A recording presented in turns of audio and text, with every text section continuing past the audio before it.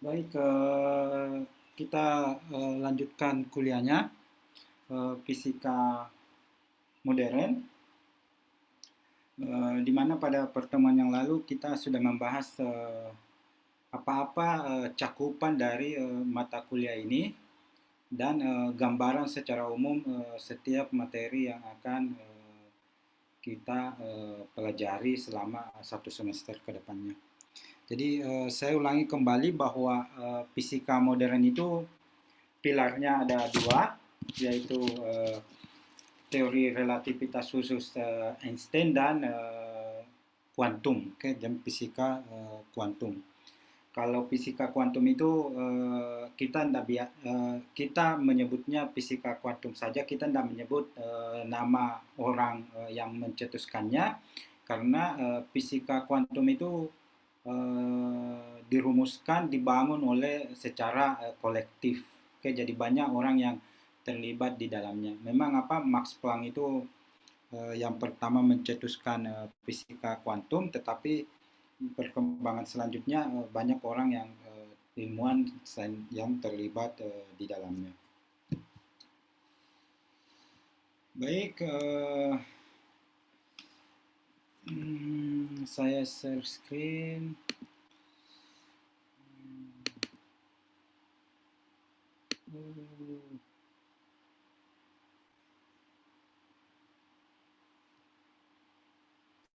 Oke.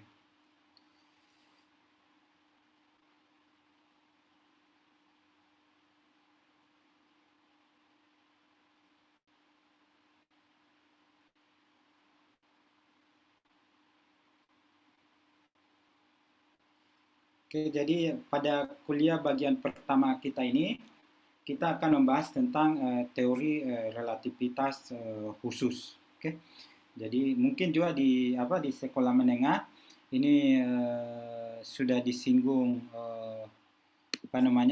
sudah Anda pernah mendengarnya tentang teori relativitas khusus.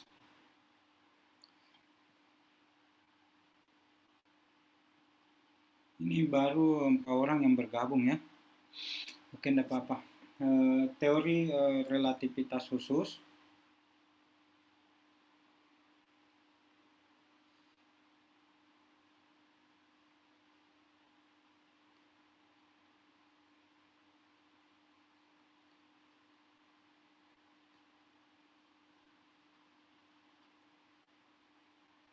Jadi yang kita bahas di sini teori relativitas khusus ini secara umum saja hal-hal yang penting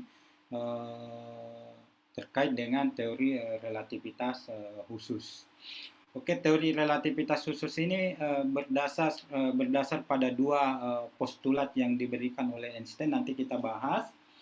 Dan yang paling ini karena beberapa prediksi atau konsekuensi dari teori relativitas itu umum ini bertentangan dengan common sense kita. Oke, jadi bertentangan dengan uh, apa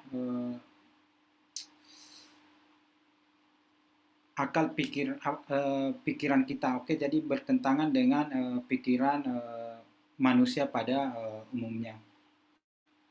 Tapi teori relativitas umum ini ya sudah dites oleh beberapa eksperimen, nanti kita bahas, dan terbukti kebenaran dari teori relativitas khusus ini.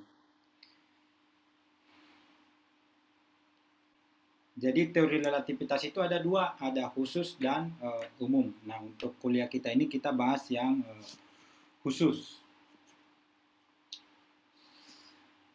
Nah, sebelum kita masuk ke teori relativitas khusus, saya review kembali tentang relativitas dalam fisika klasik. Oke, ini.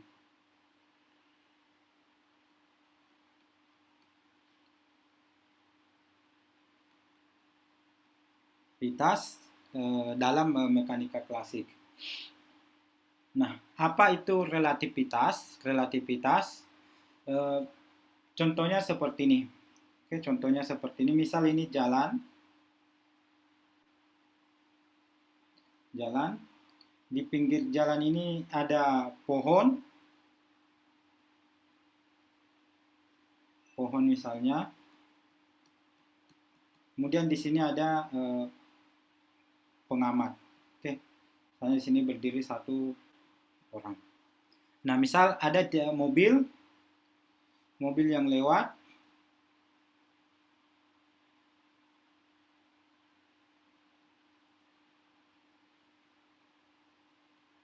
Ini bergerak ke sana. Oke, bergerak ke kanan mobilnya. Nah, menurut orang di dalam mobil ini kalau dia melihat ke samping, pohon ini bergerak ke sana. Oke, pohon ini bergerak ke sana. Kemudian menurut orang ini yang di sini, pohon ini diam. Oke, jadi yang satu mengamati diam, yang satu mengamati bahwa pohon itu sedang bergerak. Oke. Nah, misal lagi di dalam mobil ini ada misalnya kardus. Oke, ini kardus. Menurut orang di dalam mobil ini, kardus ini diam, tetapi menurut orang yang ada di sini, kardus ini bergerak. Oke. Nah, jadi apa? Gerak itu tergantung dari pengamatnya. Oke. Jadi kalau misalnya eh, kita kita ini sekarang diam di bumi, itu karena kita bergerak bersama dengan bumi. Jadi orang ini dengan kardus ini bergerak secara bersamaan, maka dia mengamati diam. Oke, jadi kalau kita bergerak sama dengan kerangka acuannya, maka kita akan mengamati benda itu diam. Oke. Jadi ini relativitas secara khusus. Jadi relativitas itu efek pada hasil pengamatan karena kerangka acuan yang berbeda. Oke. Jadi kalau misalnya orang di dalam mobil itu kerangka acuannya orang di dalam mobil itu, maka pohon itu akan seakan-akan bergerak ke kiri. Kalau kerangka acuannya orang diam di pinggir jalan, pohon ini diam. Oke, jadi relativitas ini bergantung pada efek pengamatan karena berbeda kerangka acuan. Jadi kata kuncinya di sini kerangka acuan.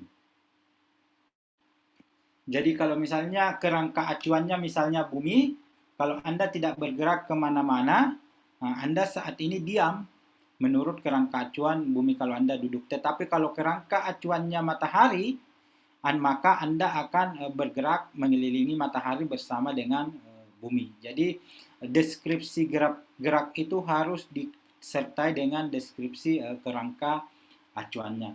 Nah, inilah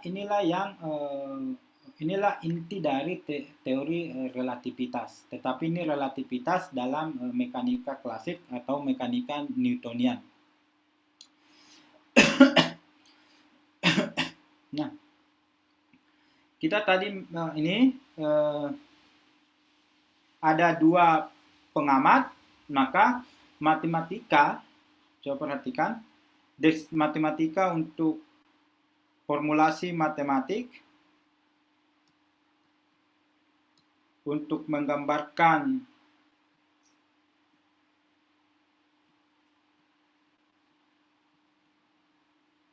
deskripsi gerak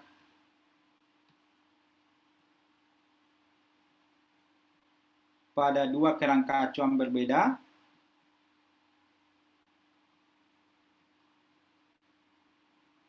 Nah, ini biasa disebut transformasi. Oke. Ini kita sebut dengan transformasi. Jadi jika kita ingin menghubungkan antara persamaan gerak di sini dengan di sini, itu kita harus melakukan transformasi. Nah, ini sekilas tentang teori relativitas. Ini teori relativitas Newtonian atau dalam mekanika klasik.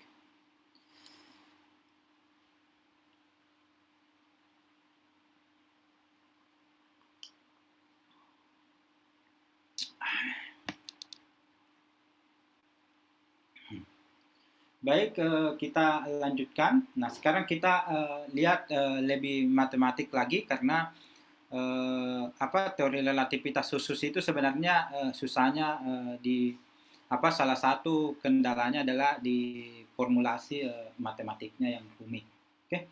Tapi kita di kuliah ini kita Anda kan juga sudah kuliah fisika matematik, jadi kita sesuaikan tingkat kesulitan matematiknya. Misal kita dalam kerangka acuan kartesian. Oke, jadi kalau di kuliah fisika matematik kemarin itu kita sudah mengenal 3 sistem koordinat, ada koordinat kartesian dan ada koordinat bola, ada koordinat polar dan ada koordinat silinder. Itu kita kemarin sudah perkenalkan di kuliah fisika matematik. Misal dalam koordinat kartesian, ini koordinat kartesian itu ada 3 sumbu seperti ini. Terlalu besar.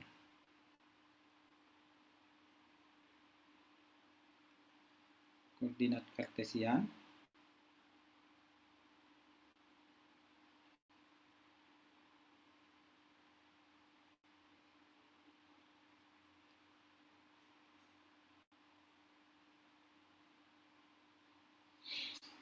Ini koordinat kartesian ini misal mengamati sebuah benda di sini, posisi di sini di titik P. Ini titik P, misalnya ada kejadian di sini. Oke. Nah, ini deskripsinya.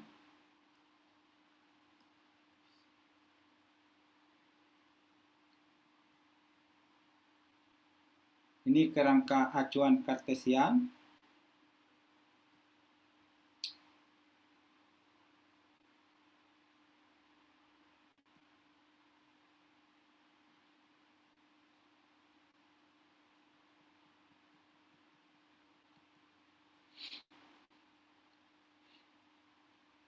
Nah, itu di titik P, kita anggap ini koordinat O. Oke, koordinat O. Ini X, Y, ini Z, ini Y. Oke, ini koordinat kartesian. Oke. Nah, ada pengamat ada pengamat yang lain, kita anggap koordinatnya ini pada saat T sama dengan 0, ini berimpit. Oke, berimpit. Ini yang biru. Ini pada saat T sama dengan 0. Nah, koordinat yang biru itu kita sebut O aksen. Nah, O aksen ini bergerak ke sana dengan kecepatan U. Oke, jadi yang aksen itu bergerak ke sana dengan kecepatan U. Pada saat T sama dengan 0, ini pada saat T sama dengan 0, kedua sistem koordinat ini berimpitan. Oke, jadi keduanya berimpitan. Nah, pada saat T, pada beberapa saat kemudian,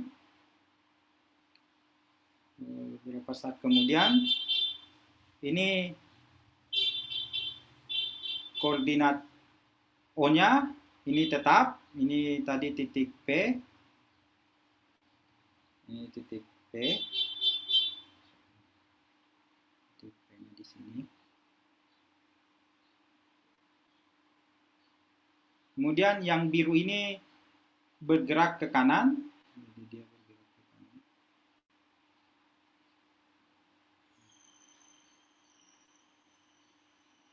Ini O aksen. Ini bergerak ke sana dengan kecepatan U. Oke.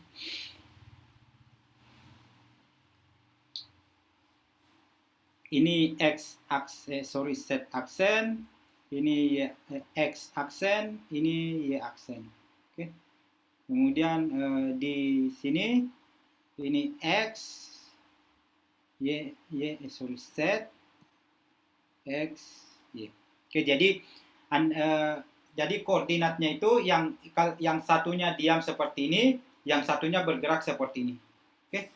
Jadi yang satu diam, yang satu bergerak seperti ini. Dia mengamati sebuah peristiwa atau benda di titik P. Oke. Nah, ini pada saat T sama dengan 0, ini pada saat T sama dengan 0, ini kedua berimpit, kemudian ini yang biru ini bergerak ke kanan. Oke. Nah, pada saat dia bergerak ke kanan, jarak yang ditempuh dalam arah X,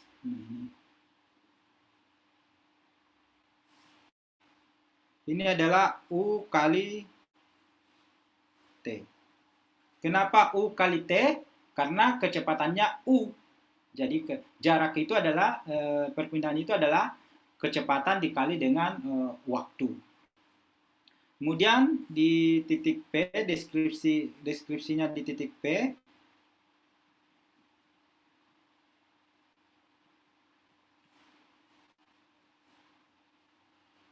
ini tadi tetap posisinya X. Nah, yang ini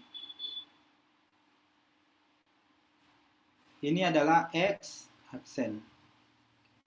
Jadi apa namanya? Kalau di pengamat O yang diam posisinya tetap, tetapi di pengamat O aksen posisinya sekarang adalah X aksen. Oke, jadi itu posisinya sekarang di koordinat yang bergerak itu adalah X aksen. Nah, berapa besarnya S aksen ini? Kalau di grafik bisa kita lihat, di gambar bisa kita lihat, S aksen ini, S aksen berarti yang ini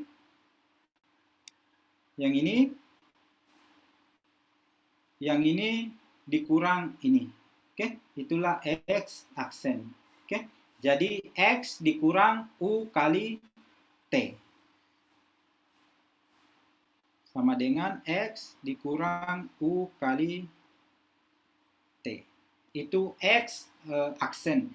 Kemudian Y aksennya, karena kita anggap dia bergerak dalam sumbu X, maka Y aksennya sama dengan Y, Z aksennya sama dengan Z. Nah, inilah yang kita sebut dengan transformasi koordinat. Oke. Di dalam mekanika klasik, ini Anda juga sudah belajar mekanika, transformasi semacam ini kita kenal dengan namanya transformasi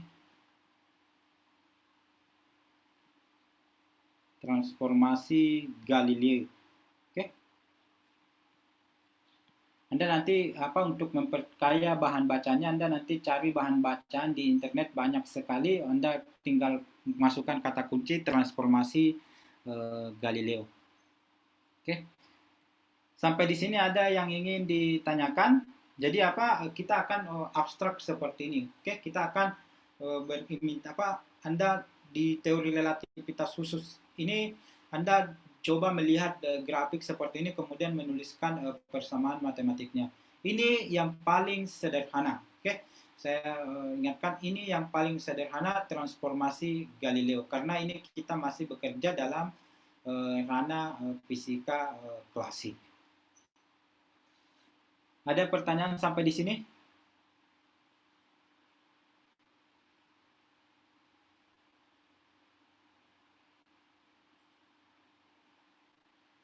Oke, kalau tidak ada, kalau kita turunkan satu kali persamaan ini, yang ini, persamaan ini kita turunkan satu kali, semua, maka ini jadi PX aksen, X dikurungkan terhadap T jadi PX, U kali T dikurungkan terhadap T, ini jadi U. Oke, jadi PX dikurang U. Ingat ini yang harus kita garis bawahi, U ini konstan. Oke, U itu kecepatannya konstan. Kemudian ini PY aksen sama dengan PY. Kemudian P set aksen sama dengan P set. Ini kita sebut dengan transformasi kecepatan Galileo. Transformasi kecepatan Galileo.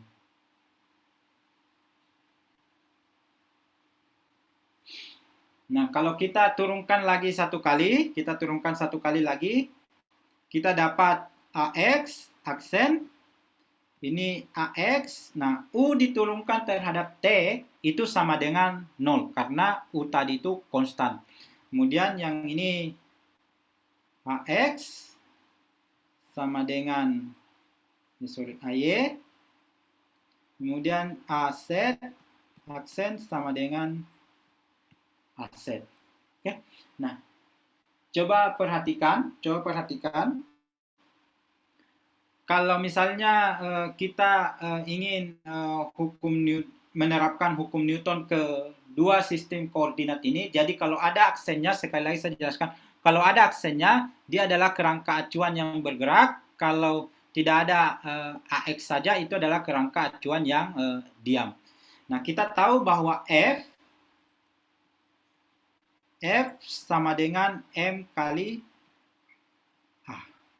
Oke? M kali A. Ini adalah hukum Newton. Nah, bisa kita lihat di persamaan terakhir itu bahwa hukum Newton ini sama, mempunyai bentuk yang sama untuk kedua pengamat. Oke.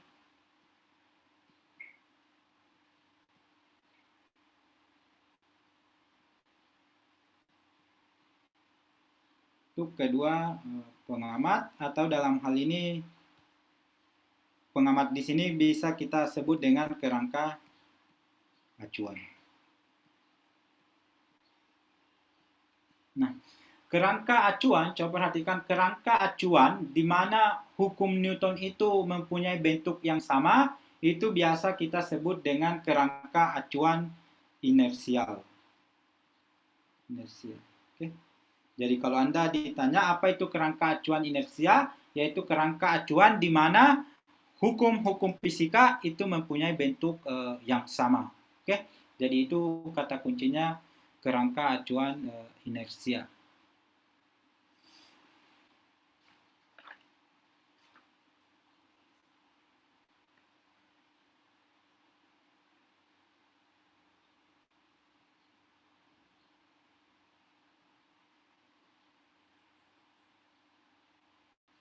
Oke, sebagai contoh ini transformasi Galileo.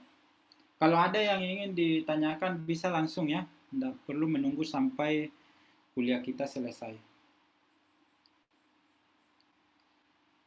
Sorry berapa SKS ini mata kuliahnya? Halo? Berapa SKS?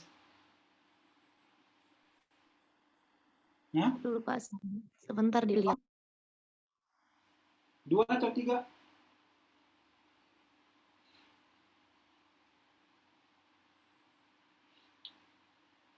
Baik, sebagai contoh, misal ini 2 buah mobil.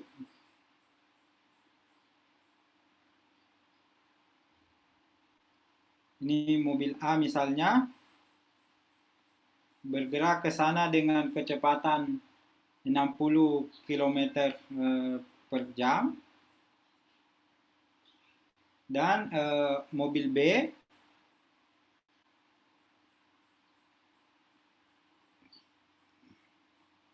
bergerak ke sana dengan 40 km per jam. Ini diamati oleh berdasarkan pengamat diam di jalan.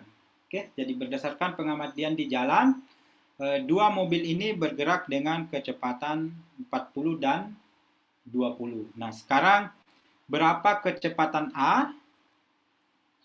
PA dalam kerangka acuan B, atau menurut pengamat yang ada di mobil B.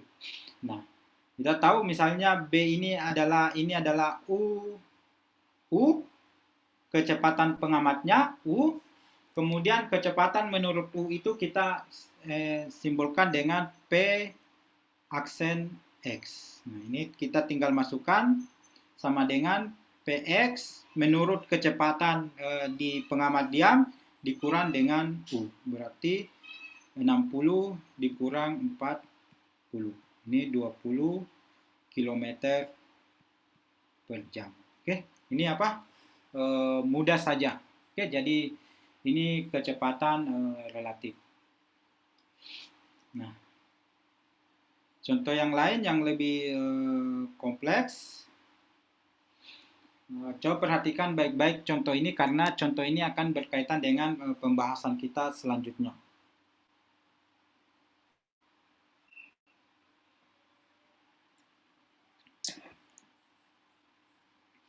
Misal di dalam sebuah kolam renang, jadi ini kita bayangkan ini adalah sebuah kolam renang.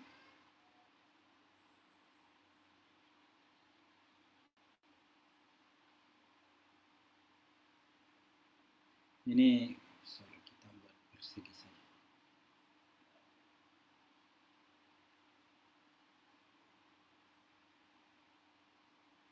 Nah, ini kolam renang. Airnya, coba perhatikan, airnya bergerak ke sana. Airnya bergerak ke sana dengan kecepatan U. Oke. Sehingga kalau misalnya ada orang di sini, misalnya ada di atas pelampung, ini akan bergerak ke sana dengan kecepatan U. Jadi ingat, airnya itu bergerak ke kanan dengan kecepatan U. Misal di sini juga ada pengamat diam. Ini O, ini kita simbol dengan O aksen. Ini O. Oke. Jadi dua pengamat itu. Bisa ya, bisa ya Anda bayangkan. Jadi kolam renangnya di dalam airnya itu airnya bergerak ke kanan. Misal Anda berenang,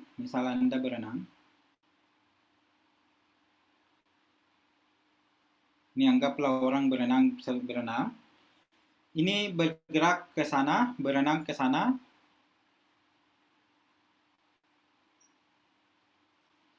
Kemudian berenang kembali. Oke, jadi dia berenang bolak-balik. Pada saat dia ke kiri, kecepatan menurut pengamat diam itu adalah U kurang C.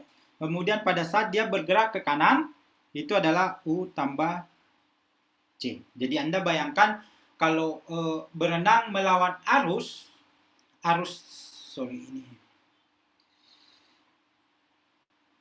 C dikurang U. Kita pakai C dikurang U. Jadi Anda melawan arusnya itu C, maka kecepatan Anda adalah C dikurang U. Kalau Anda berenang searah dengan arus air, maka kecepatan Anda adalah kecepatan Anda ditambah dengan kecepatan arus. Oke, saya kira itu jelas.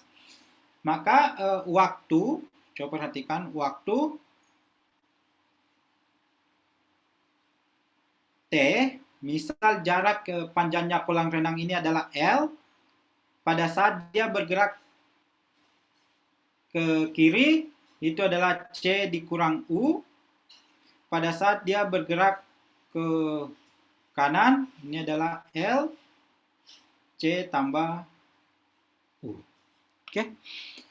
Nah, kalau kita matematisnya saja. Ini kita kalikan silang seperti ini L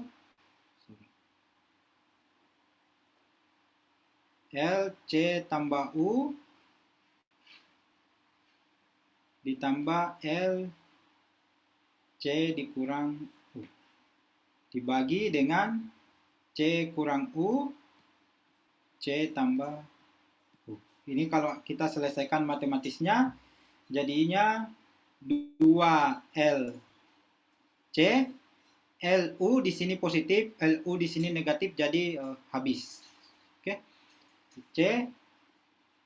C pangkat 2 dikurang U pangkat 2. Ini sama dengan 2L per C, C1 ini kurang U pangkat 2 per C pangkat 2.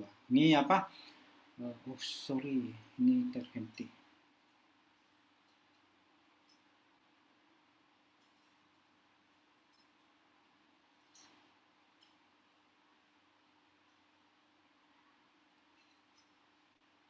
Oke, saya ulangi penjelasannya.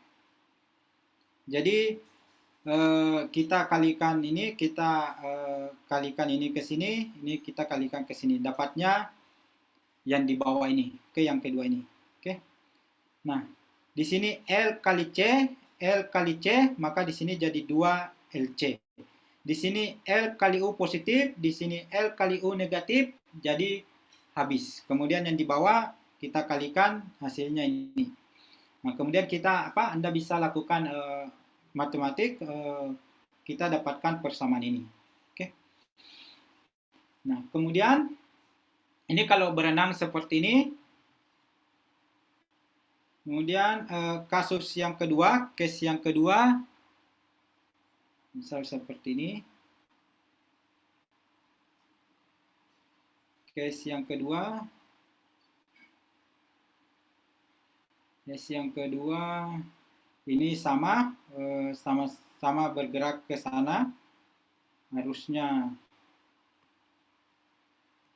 ada orang di sini bergerak ke sana dengan kecepatan U. Ini akhirnya bergerak ke kanan dengan kecepatan U. Sini ada pengamat diam. Ini O. Nah, bedanya sekarang Anda berenang menyeberang. Oke?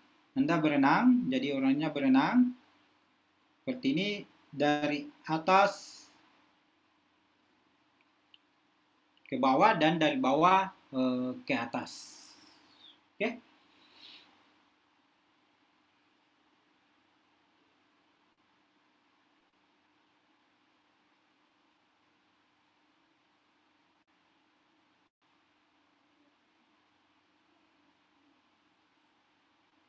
Nah, ini O aksen. Nah, menurut pengamat ini Px sama dengan 0. Oke? Karena dia cuma bergerak ke sini dan ke sana. Oke, jadi menurut pengamat diam Px sama dengan 0. Sedangkan di sini karena dia bergerak ke kanan, Px sama dengan minus U. Ini Px aksen, itu minus U. Jadi kecepatan relatif air terhadap air selalu sama dengan C. Oke. Kemudian kecepatannya si perenang ini C, ini pangkat 2 sama dengan ini Px aksen ditambah Py aksen. Oke.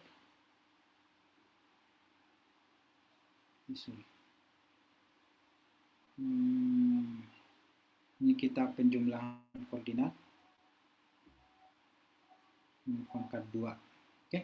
Sehingga Py aksen sama dengan C pangkat 2 dikurang Px pangkat 2. Oke.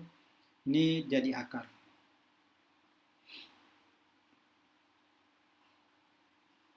Sehingga T-nya, waktunya, ini sama dengan 2 kali T menyeberang. Oke.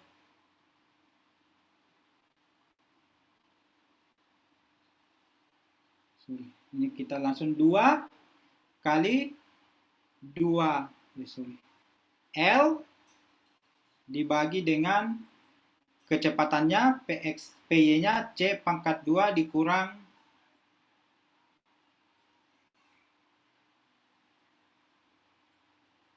ini sama dengan, bisa kita tulis Px aksennya itu sama dengan U, ini C pangkat 2 dikurang U pangkat 2. Oke, ini U pangkat 2.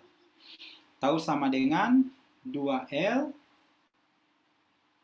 per C seper 1 akar 1 kurang U pangkat 2 C pangkat 2. Oke, jadi karena dia menyeberang berarti PY. Jadi L dibagi dengan PY di sini. Oke, karena kecepatannya dalam arah Y. Nah, coba perhatikan ketika dia di sini bergerak seperti ini, ke kanan dengan ke kiri, arah arusnya ke kanan, melawan arus dan beriringan arus, waktu yang dibutuhkan adalah ini, menurut mekanika Newtonian. Sedangkan kalau dia bergerak tegak lurus dengan arah arus, waktunya adalah ini. Jadi terdapat perbedaan. Nanti kita lihat apa konsekuensi dari contoh ini ketika kita membahas tentang ether. Oke. Sampai di sini ada yang ingin ditanyakan?